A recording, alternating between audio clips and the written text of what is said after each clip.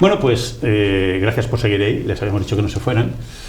Hoy hemos tenido un día muy intenso, ¿verdad? Porque si nos han seguido a lo largo de la tarde, en toda Andalucía, pues hemos tenido el honor de protagonizar la entrevista con la ministra de Seguridad Social, de Migraciones y de Inclusión, que pudieron ustedes ver anoche en primicia y que se ha emitido para toda Andalucía esta tarde. Se emitirá también mañana.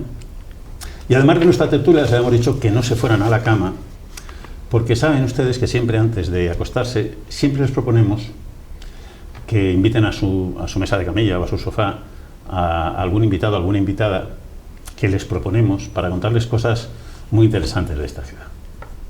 Seguramente de lo que vamos a hablar hoy no es un tema que ustedes tengan en su radar, pero sin embargo es de justicia reconocer el papel que la institución a la que hoy les queremos, sobre las que le queremos llamar la atención, ha tenido en el último siglo de esta ciudad.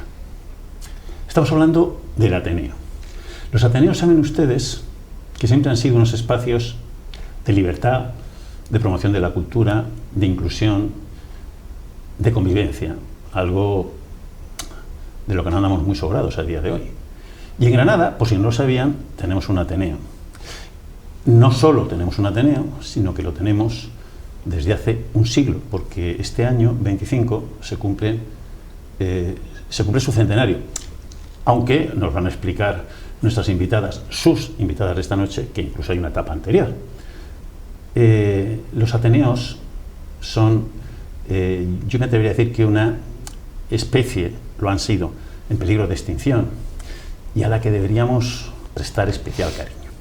Hoy nos acompaña Rosa González de Pato, que es la presidenta del Ateneo. Rosa, buenas noches, bienvenida. Buenas noches, Agustín, muchas gracias. Y Mar Villafranca, la conocen ustedes porque nos ha acompañado alguna que otra vez, que está encargándose un poco de esa comisión gestora del centenario. Bienvenida, Mar. Buenas noches. Buenas noches, Agustín, un placer. Bueno, Rosa, cumplís 100 años, pero a mí lo primero, aunque parezca una perogrullada, creo que lo primero que deberíamos contar a nuestros espectadores es ¿qué es el Ateneo? Bueno, te agradecemos la oportunidad que nos ofrece en tu programa, esta ventana abierta a la ciudadanía granadina, para dar a conocer el Ateneo, porque efectivamente tenemos un siglo de historia. Es verdad que ahora explicaremos que con solución de continuidad, porque ha sido un proyecto que ha cabalgado entre dos etapas, pero somos poco conocidos entre las entidades culturales granadinas. Es verdad que hay otras instituciones, entidades también que forman parte de los gestores independientes, privados de Granada, gestores culturales, pero nosotros somos menos conocidos y es una oportunidad para darnos a conocer. Bueno, pues es en sus dos etapas. La primera etapa en que se funda el Ateneo, de la llamada etapa de plata o edad de plata de Granada, primer tercio del siglo XX, ya se constituyó como una sociedad, una entidad para promover la cultura como un espacio de encuentro, de reflexión, de pensamiento crítico, de diálogo, de creación, de renovación cultural. Termina su primera etapa, ya comentaremos, si nos lo permite el tiempo después, de qué forma y por qué se interrumpe su trayectoria. Justamente y paradójicamente al inicio de la Segunda República, a pesar de nacer en un entorno no precisamente favorable, la dictadura de Primo de Rivera, sin embargo ahí nace con fuerza, sobrevive a los embates de la dictadura, de las limitaciones y restricciones que imponía la dictadura de Primo, pero curiosamente se extingue, cierra sus puertas al inicio de la Segunda República. Y después, en el año 2009, ya en el siglo XXI, un grupo de intelectuales, escritores, novelistas, poetas, artistas granadinos, pintores, retoman esa idea. Quieren recuperar los valores y el proyecto del Ateneo de la Edad de Plata y refundar, podemos decir entre comillas, ese Ateneo en un nuevo proyecto, en un proyecto de continuidad, ¿no? y ahí pues están figuras también, estuvieron figuras ejemplares, personalidades ejemplares del primer tercio del siglo XX en Granada, personalidades granadinas, y después la refundación de 2009, también intelectuales muy conocidos, muy prestigiosos, que se embarcaron en este proyecto. Y seguimos siendo eso, una entidad que desde la independencia, la pluralidad, la autonomía, estamos queremos ser y estamos siendo un motor de cultura y de participación ciudadana en la cultura, en todos los ámbitos del saber, la ciencia, la literatura, la historia, el derecho, la reflexión geopolítica, etcétera, en el medio ambiente, en la sostenibilidad y la preservación del medio ambiente, etcétera. Estamos ahí. Mar, no sé qué podemos contar del centenario, de lo que estáis preparando. Bueno, algo hasta donde podamos contar. Algo se puede contar, Agustín. Yo, si me lo permites también, agradecerte la oportunidad que nos das siempre para poder hablar de cultura y debatir sobre ella. Efectivamente, como acaba de decir la presidenta del Ateneo, de algún modo este centenario lo que quiere es recuperar esa memoria, que siempre es un ejercicio muy saludable, cuando sobre todo esa memoria es una memoria que aporta muchos valores, ¿no? Y sobre todo recordar a las generaciones actuales que hubo una Granada brillante, una Granada de jóvenes emprendedores culturales, y que además de alguna manera esa fundación del Ateneo Granadino de la Edad de Plata nace también con un espíritu crítico, porque se extiende del centro artístico que había sido la institución, digamos, más señera o más conocida, ¿no? Más reforzada, ¿no? En todos los sentidos. Y a partir de una serie de circunstancias que suceden críticas, como digo, después de la celebración del concurso de Cantejondo, pues en torno a don Manuel de Falla, pero claro, las personalidades de las que estamos hablando no son cualquier cosa, son los hermanos García Lorca, el don Fernando de los Ríos, el ingeniero Santa Cruz, que compatibilizó ambas instituciones, está Hermenegildo Lán, está Torres Balbás, que no lo sabíamos hasta ahora, y era ateneísta, Gabriel Morcillo, es decir, personalidades muy brillantes de la Granada de la época, o bien que vivieron aquí, y que fueron capaces de hacer durante un corto espacio de tiempo una promoción cultural y una difusión cultural que permitió que vinieran pues también muchísimos ateneístas de otras ciudades. Por ejemplo, don Manuel Azaña pues vino como cuando era presidente del Ateneo, se le hizo aquí una recepción. Entonces conviene a raíz de esto, ¿no?, recordar con un ciclo que vamos a hacer sobre personalidades del Ateneo. Hay ya seleccionadas una serie de personalidades, no todas, ahora de arranque, hemos conseguido, ahora quizás la presidenta profundiza un poquito más sobre esto, y con especialistas sobre cada una de estas personalidades. Nos ha costado encontrar también la participación de mujeres, ¿no?, porque ha sido un empeño para saber si había mujeres también. Efectivamente, Julia, ¿cómo se llama? Rodríguez sabía, pero que tiene un apellido ahí Danileski, que va a profundizar sobre ella José Vallejo, que la ha estudiado.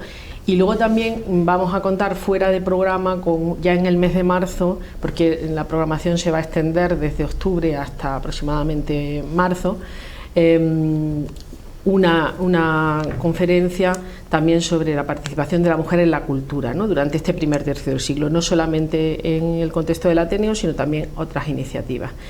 Hay también un programa de ediciones, porque nos gustaría que esas conferencias se publicaran, pero sobre todo, y lo que sí hay ya muy avanzado, es una publicación de misceláneas y documentos, porque muchas de estas conferencias o de estos debates, de estas noticias que tenemos, las tenemos por la prensa. Ahí la prensa jugó un papel fundamental para que ahora se pueda construir esa memoria, y hemos conseguido pues recuperar parte de toda esa información, todas esas conferencias, bueno, no todas, algunas, ¿no?, y otras noticias. Por eso es un capítulo de miscelánea que vamos a editar. Todavía no podemos avanzar mucho más, pero creo que va a ser un legado muy importante que el Ateneo actual haga de recuperación del Ateneo antiguo y que lo proporcione, lo ofrezca. Pero sí podemos avanzar, Mar, y permíteme que interrumpa, sí podemos avanzar un pequeño detalle respecto a esa edición de miscelánea de documentos.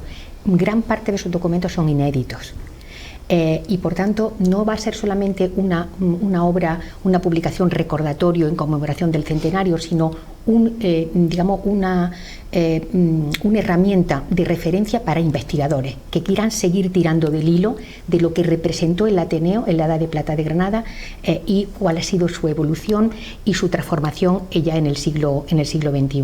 Con lo cual yo creo que va a ser algo muy interesante, muy a tener en cuenta. Les pregunto a las dos. Los Ateneos son un elemento a batir en la dictadura. Realmente se cercenan absolutamente, de Granada por supuesto, y se recuperan un poco después en la transición y demás menesteres. Hay algunos que han florecido y que tienen una actividad muy importante, el Ateneo de Madrid, etcétera, etcétera. ¿Por qué nos cuesta tanto trabajo en Granada, Rosa?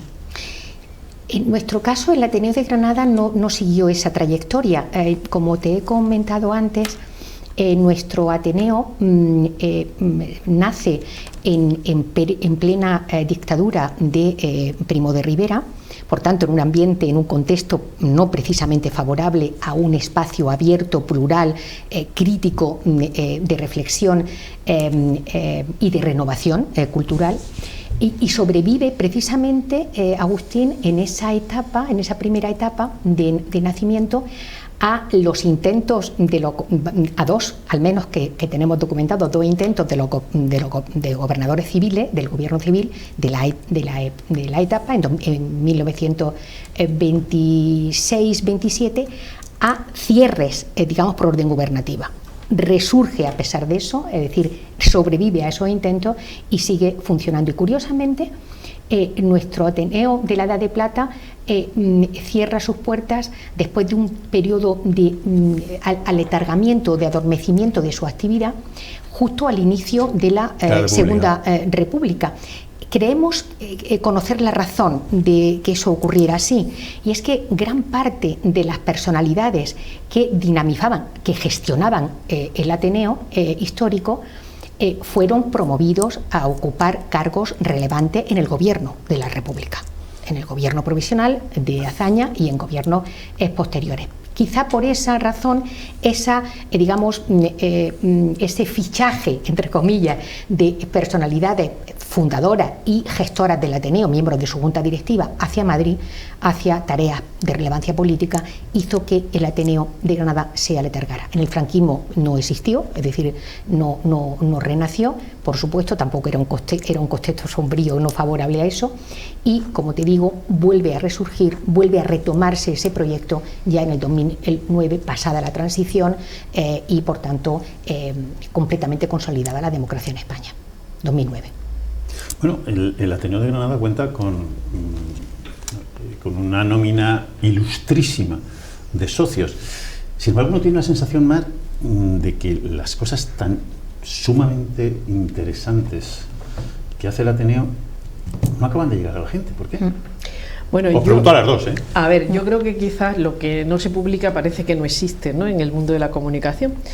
Y bueno, a lo mejor es una tarea pendiente, ¿no?, que tiene el Ateneo, porque nadie es perfecto, y yo creo que tendríamos que mejorar muchísimo en esa faceta de comunicación, de intentar que llegue a más gente, ¿no?, lo que se hace. Pero bueno, también es reivindicación del Ateneo actual, y particularmente también, ya se ha pronunciado públicamente nuestra presidenta Rosa, nuestro espacio, que es un espacio muy digno en la calle Martín Borges, número 30, es un espacio reducido y a veces se nos queda pequeño para sobre todo la expectativa de algunas de las actividades que se promueven. Siempre contamos con la colaboración de otras instituciones que nos ceden sus espacios generosamente, y bueno, pues establecemos inercias y alianzas en ese sentido. Pero es verdad que el Ateneo de Granada, dada la calidad y cantidad de actividades que realiza, ya no solo porque haya personas muy reconocidas y muy conocidas en el Ateneo como socios, sino que es que la calidad de su programación anual merece una sede, ¿no? Y estamos en esa carrera, ¿no?, estamos solicitando a las instituciones que nos puedan ayudar, y bueno, estamos en ello. Tenemos esperanzas, pero como dices, Granada es una ciudad difícil, en cualquier lugar sería, bueno, mucho más fácil y mucho más accesible que esta petición se cumpliera. Pero en Granada siempre estamos con dificultades para esto y para otras muchas cosas, pero bueno, yo creo que hay que tener tesón y no hay que amilanarse en esto y año a año, pues bueno, hacer una programación. En este caso yo creo que el centenario es una buena oportunidad, ¿no?, para mejorar nuestro propio trabajo, pero también buscar esa visibilidad que comentabas. Presidenta, lo íbamos a preguntar más tarde, pero aprovechamos que ya Mar ha introducido esa cuña. ¿Cómo va el tema de la sede? De conseguir un espacio, bueno, acorde que ojo, que es dignísima la que tiene el Ateneo ahora mismo. Por supuesto. Pero acorde a sus necesidades. Quería yo hacer referencia a ese asunto. Nosotros, gracias al tesón de nuestro anterior presidente, Jesús Ambel, conseguimos ser una entidad con una sede estable, que no la habíamos tenido hasta ese momento. Éramos una entidad con una actividad muy dinámica, muy potente, pero con sedes prestadas, con espacios prestados gracias a la generosidad de otras instituciones que colaboran y que han colaborado siempre con nosotros. Conseguimos esa sede estable en la calle Martín Bórquez, pero gracias, por cierto, a la cesión generosa del Ayuntamiento de Granada, pero siendo una sede digna, no creemos que sea una sede que sea idónea para y acorde con lo que ha sido nuestro legado, o sea, el legado histórico que recibimos, y con nuestra proyección a actuar en el presente de la cultura granadina, nuestra capacidad de dinamización cultural y de además dinamizar la participación ciudadana en la cultura.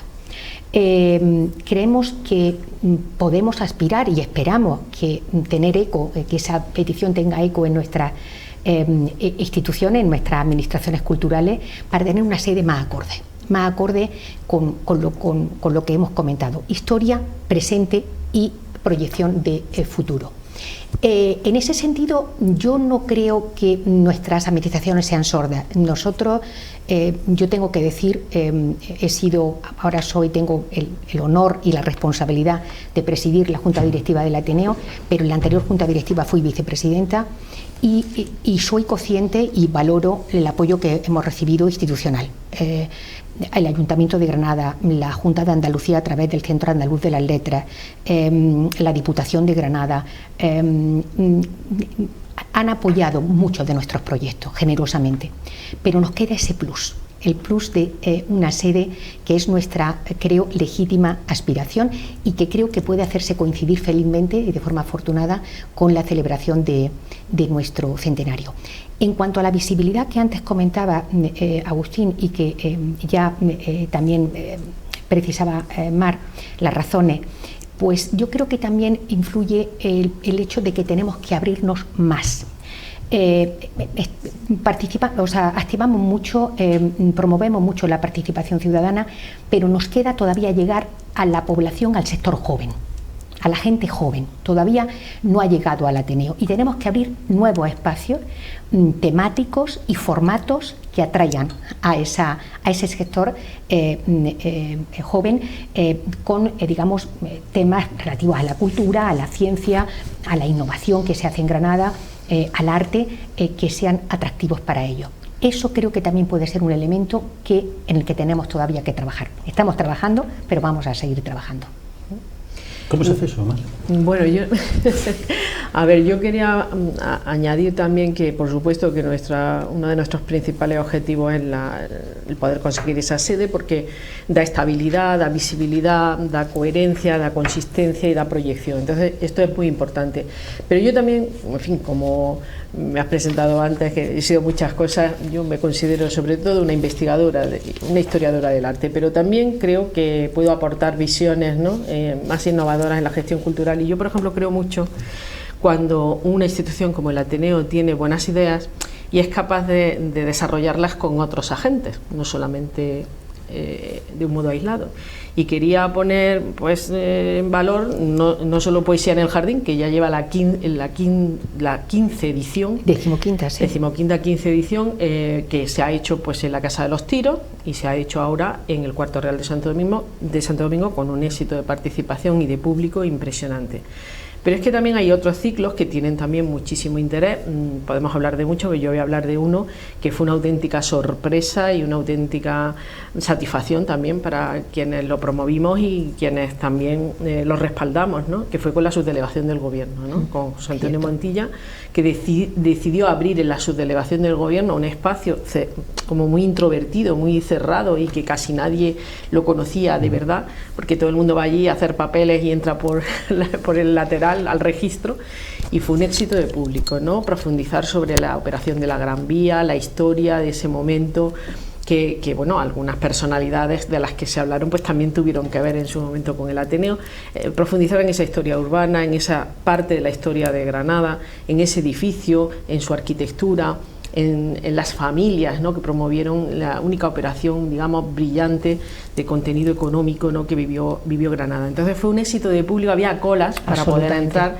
Se nos quedó el aforo pequeño todos los días y además continuado en el tiempo y en un tiempo que ya era invierno, que la gente pasaba frío. Entonces fue una enorme satisfacción. Entonces esto prueba que evidentemente la sede es lo que más queremos, pero también es verdad que ese camino iniciado de alianzas con otras instituciones que pueden tener las ideas de abrir y cuentan con el Ateneo como capaces, ¿no? Como una organización capaz de hacerlo para poder desarrollarlo, y yo creo que eso también es un elemento que nos identifica, ¿no? como organización. Agustín, hablando de alianzas, no sé si me permitirás que haga referencia también a la pretensión que tenemos de afianzar y progresar en alianzas que ya tenemos establecidas con entidades privadas. La colaboración aquí con entidades privadas, de fundaciones, de entidades financieras, concretamente CaixaBank, Caja Rural, Fundación Caja Rural, Fundación Unicaja, está siendo muy fructífera en el Ateneo en los últimos años, apoyando proyectos muy concretos y muy exitosos.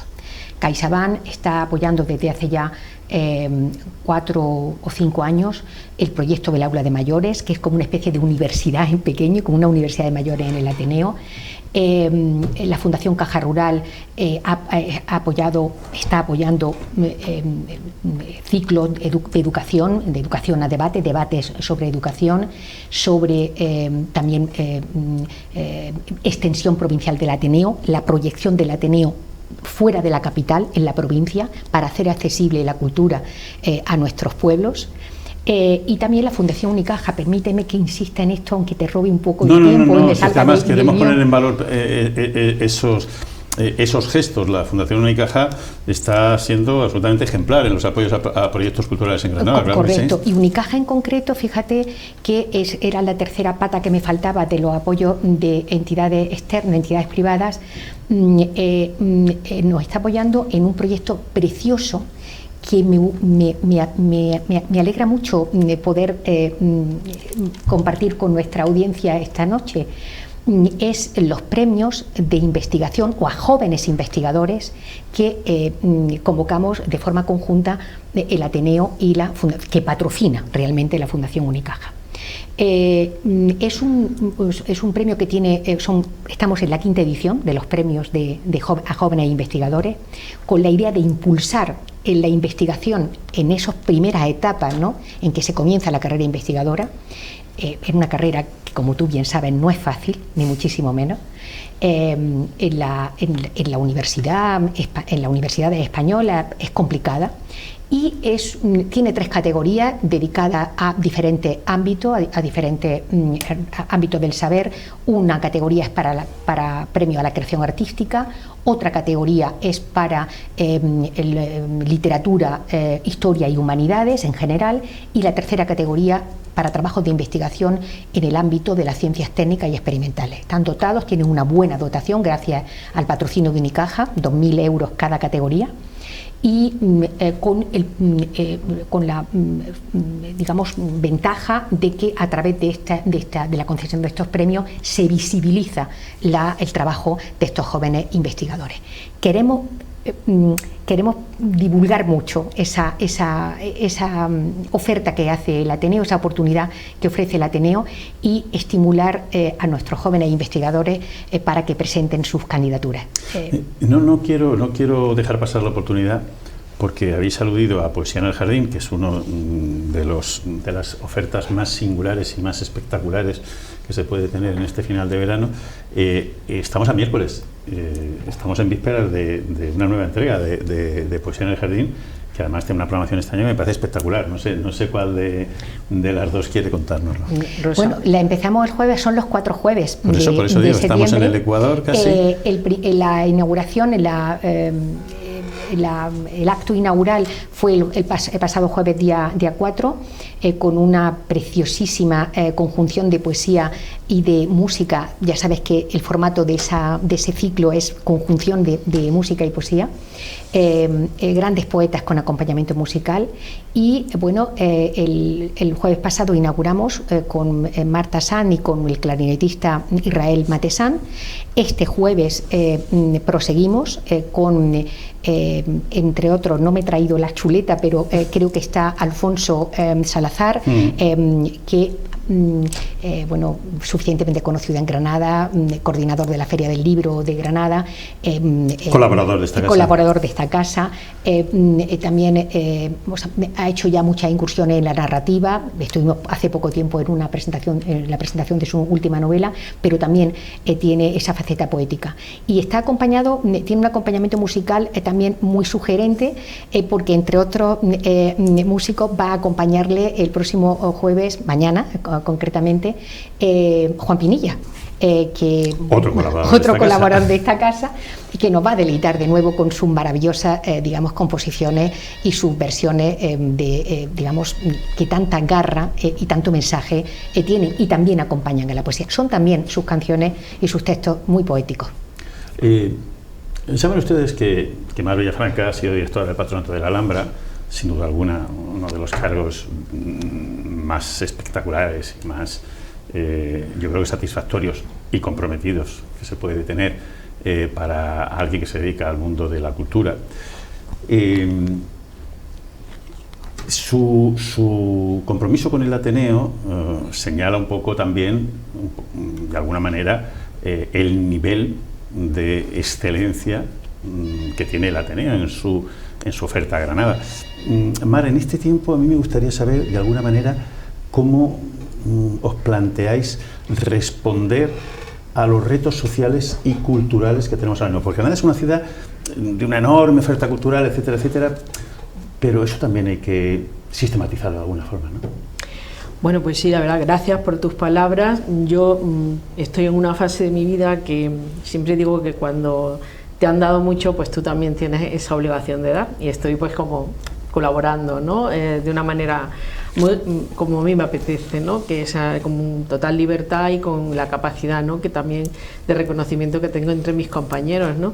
Hay una sección yo voy a hablar de lo que yo puedo decir aquí con más libertad, pero bueno, todas las secciones, son 18 secciones las que tiene el Ateneo, con lo cual la capacidad, como ha dicho nuestra presidenta, de programar pues es ingente, y además no solamente yo, sino que hay muchas personalidades en esta junta directiva con grandes capacidades, ¿no? Que han tenido también responsabilidades pues en el Instituto de Astrofísica, en la Facultad de Ciencias, por ejemplo, en la Facultad de Ciencias de la Educación. Es decir, hay muchísimas personas con muchísimas ideas, y esto es casi como un bulle-bulle, con lo cual es muy estimulante. Trabajamos en secciones y hacemos una programación que intenta ser diversa, ¿no? Porque la sociedad granadina es diversa, pero que también llegue, obviamente en esa programación hay actividades que tienen más éxito que otras, ¿no? Eso está claro, porque según la temática, por ejemplo, estoy acordándome de una brillantísima conferencia sobre inteligencia artificial y derecho que coordinó Rosa Mesa González, redonda. o Mesa Redonda, que tuvo unos ponentes excepcionales con los dos catedráticos que tienen a la Universidad de Granada, donde la tienen en el top, pero también con un juez especialista en el tema del derecho digital y con el responsable de asuntos legales de Microsoft. De Microsoft, ¿no? O sea que España. Y fue una tarde magnífica que se llenó de profesionales de todo tipo, ¿no? Desde abogados hasta historiadores, hasta de otras responsabilidades del derecho, en fin, fue verdaderamente una tarde muy didáctica, que a veces es difícil llegar con ese nivel a gran público. Pero bueno, decía que a nosotros nos gusta mucho también, la Aula de Mayores tiene muchísimo éxito. Hemos encontrado una muy buena acogida en todas las visitas culturales, ¿no? Ya sea en itinerarios, es profeso generado por algunos de nuestros ateneístas, como por ejemplo Blanca Espigares Runi, una de las grandes divulgadoras del patrimonio andaluz, pues también colabora, ¿no? Es ateneísta y colabora altruistamente, o por ejemplo María Teresa Onturia, que también nos dio una clase magistral sobre un cuadro en concreto, ¿no? Y tuvimos lleno, ¿no? Se nos quedó el aforo. O sea, hay mucha dinámica, pero también yo quería aportar, porque aprovechando que nos invita, pues que en ese centenario que vamos a hacer también vamos a iniciar un capítulo que no hemos hecho hasta ahora, que es el de las exposiciones. Entonces vamos a hacer una exposición sobre la relación de Benjamín Valencia y Granada en Caja Rural, gracias a también la colaboración de Caja Rural, y entonces vamos a iniciar pues una actividad que hasta ahora no hacíamos. Y también quería aprovechar para decir que hoy mismo, esta noche, se ha inaugurado el ciclo de música con Enrique Moratalla, nuestro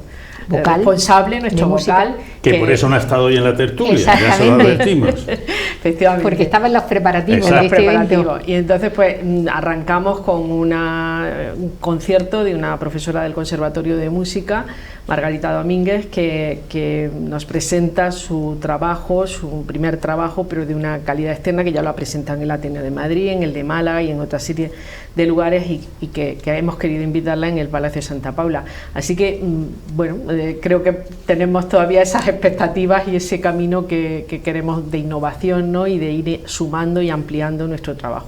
Presidenta, al margen de un elemento dinamizador de la cultura, el Ateneo siempre ha sido un espacio de defensa de la libertad, de la democracia, de la convivencia. ¿Cómo de difícil es en los tiempos que corren?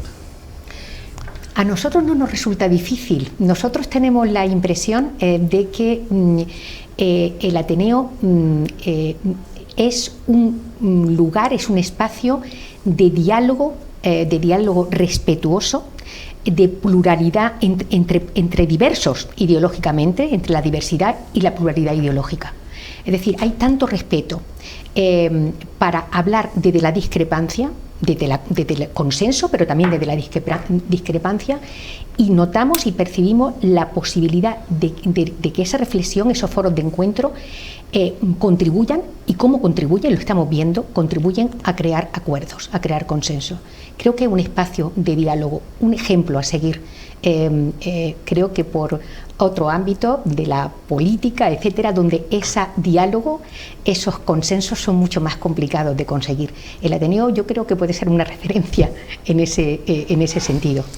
Y, perdona, sí. Yo quería apuntar también que también es un espacio abierto para ese necesario debate, porque a veces nos quedamos en la confrontación, ese tema de la polarización, ¿no? Pues también hay que hablar desde el conocimiento. Muchas veces nos olvidamos que las cosas tienen información que a lo mejor no se maneja. Pues bueno, el Ateneo procura que cuando ha hecho defensa de determinadas cuestiones que nos parecen que son también del interés de la mayoría de los ciudadanos, pues haya tomado partido, ¿no? Por ejemplo, el Valle del Darro, por ejemplo, que es una de las, hemos sumado, ¿no?, a las plataformas. Y, por ejemplo, en ese espacios abiertos que hemos tenido unas veces con más intensidad con otros, vamos a recuperar las tertulias del Ateneo, las tertulias junto con la Asociación Andalucía para la UNESCO en el Centro Guerrero, que es un espacio fantástico para poder reflexionar. Enormemente desaprovechado. Enormemente desaprovechado, por eso mismo en la planta alta, y gracias a la generosidad del Centro Guerrero y a su director Paco Baena, que lo ha visto con todo el cariño del mundo, pues vamos a recuperar este curso también. Segunda edición, además, de las tertulias del Guerrero, donde tratamos, Agustín, muchos temas de interés ciudadano, temas polémicos, a aportando eso que dice Mar, conocimiento, información, para crear un debate sereno, constructivo y propositivo. Rosa, habías aludido antes a que uno de los, digamos, retos que tiene el Ateneo es incorporar a gente joven. Porque es verdad que uno, desde fuera, quiero decirte, y acudiendo al estereotipo, ve el Ateneo como un espacio importante, relevante, pero siempre de sabios, etcétera, etcétera, de gente de un perfil de edad que a la gente joven parece que no le llega. ¿Cómo se consigue? Porque claro, cualquier proyecto de este calibre necesita, y en una ciudad universitaria como esta, que la gente joven se involucre, ¿no? Obviamente, claro que sí, estamos en ello y somos conscientes de ello. Cuando renovamos la Junta Directiva, que empezamos a trabajar a partir del pasado mes de febrero, llevamos todavía poco tiempo de rodaje, fue una de las cuestiones que nos planteamos en nuestro programa de candidatura. Una candidatura, por cierto, que fue de consenso, aunando todas las sensibilidades del Ateneo, por tanto fue una candidatura única, digamos, muy de cohesión, ¿no? Muy cohesionada. Bueno, pues una de las cuestiones que nos planteamos en esa candidatura, en el programa de la candidatura, fue eso: cómo llegar mejor a nuestros jóvenes en una ciudad, además, como tú dices muy bien, universitaria, una de las universidades con más prestigio y más demandadas, por cierto, dentro de las universidades españolas, incluso por los alumnos Erasmus, los alumnos extranjeros. La universidad, por cierto, colabora con nosotros de manera también muy fructífera, muy productiva. En la Universidad de Granada agradecemos mucho al rector, a la rectora anterior, Pilar Aranda, por cierto, socia de honor del Ateneo, entre otros muchas personas distinguidas. Distinguimos a Pilar Aranda con esa distinción de socia de honor. ¿Cómo llegar? Bueno, yo creo que tenemos que apostar, y lo estamos haciendo. Tenemos allá gente de la Junta Directiva trabajando muy activamente en eso, en la digitalización, en digitalizar nuestras actividades, hacer un Ateneo virtual que permita a aquellas personas más jóvenes que por distintas razones, por estudios, por otro tipo de compromiso, no puedan acudir presencialmente, puedan también acceder a nuestra programación, a nuestras aportaciones por vía telemática, ¿no? Tengo que aprovechar para decirte que ya tenemos una cierta precedente en el trabajo digital, en la virtualización de nuestras actividades. Me parece de justicia decir que el Ateneo fue durante el confinamiento, por la epidemia, por la pandemia, yo diría que la única entidad cultural granadina que prosiguió sin descanso su programación. Todo con actividades online. Y con un enorme éxito de asistencia. Teníamos en una media de asistencia virtual a través de los canales que utilizábamos, el Zoom, etcétera, nuestro canal Zoom. Teníamos una media de 60, 70, 80 personas conectadas en las actividades que hicimos durante la pandemia. Yo creo que fueron 180 o casi 200 actividades durante todo el confinamiento. En esa línea queremos seguir. Yo creo que es una de las vías que tenemos que trabajar. Y quería yo también apuntar que en este curso anterior hicimos un ciclo de cómic que llenó las salas del Ateneo de gente joven, o sea que también a veces conectar con temáticas y con cuestiones que interesan a la gente joven y que, bueno, pues de una manera se acercan al Ateneo, saben que pueden encontrar ahí un elemento de referencia y podemos captar socios, pero bueno, estamos trabajando también la posibilidad de hacer un cineclub, en fin, hay ideas, ¿no? Ideas que vamos a ver si se fructifican. Bueno, nos ha volado el tiempo, nos ha volado el tiempo.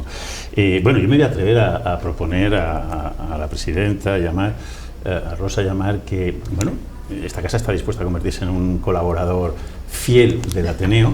Entonces, como es un programa tan sumamente interesante, yo les sugiero que en la medida de lo posible, una vez que se celebran en el Ateneo porque técnicamente es muy complejo que pudiéramos trasladar todos nuestros equipos para retransmitir sus actos, pues que en la medida de lo posible podamos incorporarlos aquí la semana siguiente, en la medida de lo posible. Conferencias, tertulias, charlas, que estaríamos encantados, ¿eh? Estaríamos encantados de decir, bueno, pues el Ateneo la pasada semana programó tal, si usted no pudo ir, nosotros esta semana le vamos a hacer la entrevista a este protagonista, vamos a reproducir esa mesa redonda, etcétera, etcétera. Qué bien. A su entera disposición. Maravilloso, fantástico. Y por supuesto, para el centenario no hay que hablar. Ya cuando tengan la programación entera, se viene un día. Estamos preparando la ya el programa. Una vez que y hablamos de ella tranquilamente. María Franca, como siempre, un placer. El placer es mío, muchas Rosa, gracias. presidenta, muchas gracias por estar con nosotros. Gracias a ti, Agustín. Bueno, un placer. Ya sí que les dejamos que se vayan a la cama, porque ya va siendo hora, ¿vale? Y mañana hay que trabajar. Así que muchas gracias por estar con nosotros y nos vemos mañana. Hasta luego.